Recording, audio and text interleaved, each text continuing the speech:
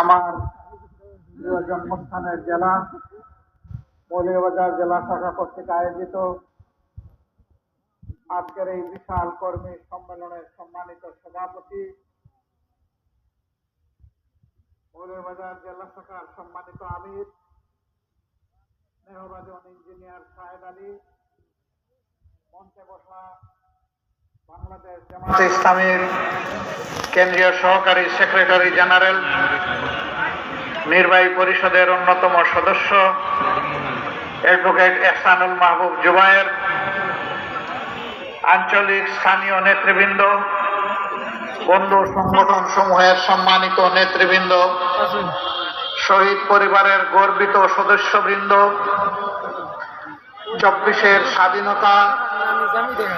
এবং গণবিপ্লবের নায়ক আমার আহত বন্ধুগণ, প্রিয় সহকর্মী ভাই ও বোনেরা, সাংবাদিক বন্ধুরা, প্রিয় মৌলভীবাজারবাসী, আল্লাহ তাবারক ওয়া তাআলার শুকরিয়া আদায় করছি। রব্বুল আলামিন মুক্ত পরিবেশে আজ এমন একটি সম্মেলন প্রশান্তির সাথে আমাদেরকে অনুষ্ঠান করার তৌফিক দান করেছেন। সেই মহান রবের দরবারে প্রাণ খুলে শুকরিয়া আদায় করি, আলহামদুলিল্লাহ। আমি শ্রদ্ধা জ্ঞাপন করি এই পরিবেশ সৃষ্টি করার জন্য যে সমস্ত তরুণ তরুণী,